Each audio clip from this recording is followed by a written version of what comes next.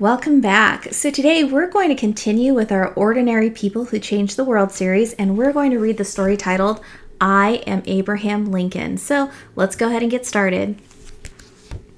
I Am Abraham Lincoln, written by Brad Meltzer, illustrated by Christopher Eliopoulos.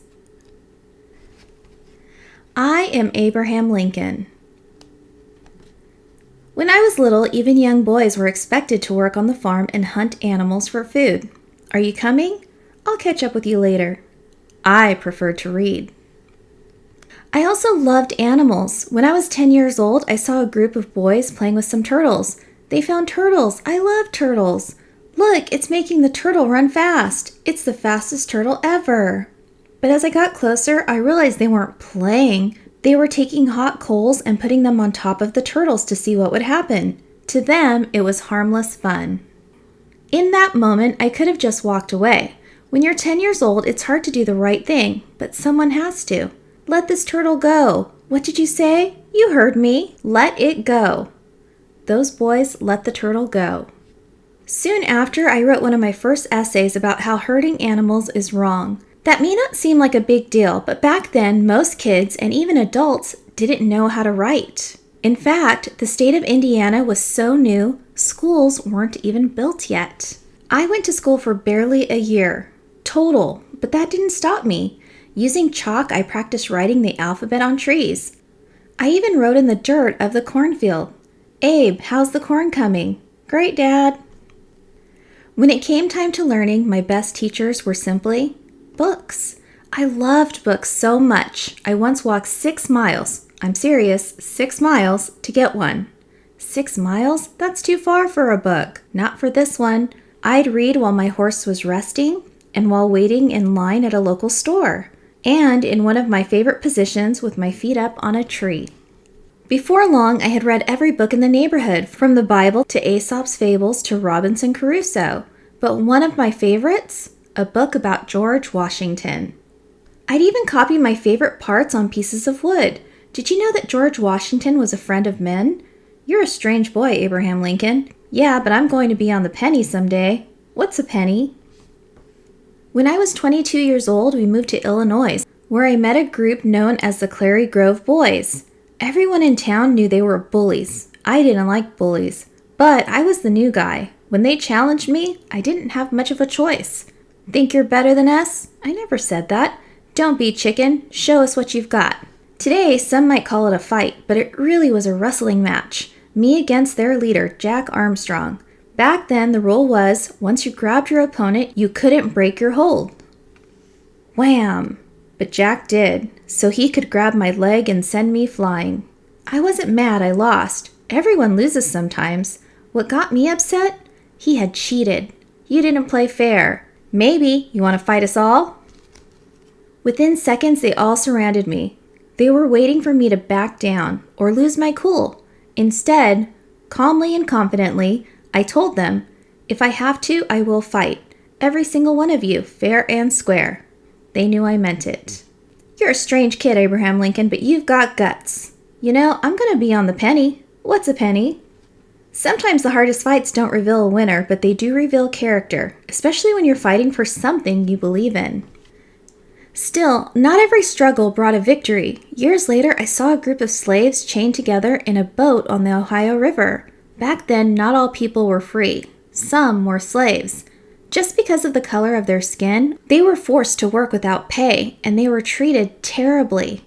I never forgot the sight of that boat. I didn't do anything that day, but for years, the memory of those people, it haunted me. I was still thinking about them when I became president. I lost 4 elections before I got the big job. 4! America was facing one of the greatest fights in our history, the Civil War. One side wanted to let slaves go free. The other side, we just want to keep slavery going and we'll fight anyone who says otherwise. If I had turned my head and looked away, I would have avoided the fight. But if I'd learned anything in life, it was this. When someone needed help, I wasn't so good at looking away. I'm sorry, I cannot allow that. What did you just say? You heard me. These people will be free. The Civil War lasted longer than anyone thought. The fighting took a terrible toll. People on our side were ready to give up. To re-energize them, we held a big event in Gettysburg, Pennsylvania. The main speaker gave a speech that lasted nearly 2 hours. I gave a speech that lasted 2 minutes and used only 271 words. The most important 5 words I used? All men are created equal. Soon after, I helped pass a law that ended slavery in America and freed all those people. Then we ended the Civil War. As a result, we didn't just bring together these United States of America. We proved that this government of the people, by the people, and for the people would be dedicated to freedom and justice. You know, in his speech, he told the crowd that no one would remember what he said at Gettysburg. Want to bet? In life, strength can take many forms, but there's nothing quite as strong as standing up for someone who needs it. No matter where you're from or how little you have, one thing that can never be taken away from you is your voice. When you find something you believe in, use your voice. And when you see injustice, speak louder than you've ever spoken before. When you do, it will never be forgotten. Look, he's on the penny. I am Abraham Lincoln. I will never stop fighting for what's right, and I hope you'll remember that when you speak your mind and speak for others, there's no more powerful way to be heard. And here's a quote from Abraham Lincoln. I am not bound to win, but I am bound to be true. I am not bound to succeed, but I am bound to live by the light that I have. I must stand with anybody that stands right, and stand with him while he is right, and part of him when he goes wrong. Abraham Lincoln. Here are some photographs and illustrations of him during the Civil War in 1862. And here's a picture that is a replica of Abraham's first home found at the Lincoln Birthplace National History Park in Kentucky. It's not very big, is it? And here is an illustration of him giving his Gettysburg Address. And that is the end. And I hope you guys enjoyed learning about Abraham Lincoln. One of my favorite quotes that I read in this book is, sometimes the hardest fights don't reveal the winner, but they do reveal character. And I liked that quote because sometimes you might not agree with someone and maybe you might get into an argument or a fight, but sometimes it doesn't matter who the winner is. What matters is who you are on the inside and what you stand for. So until next time, we'll see you later. Bye.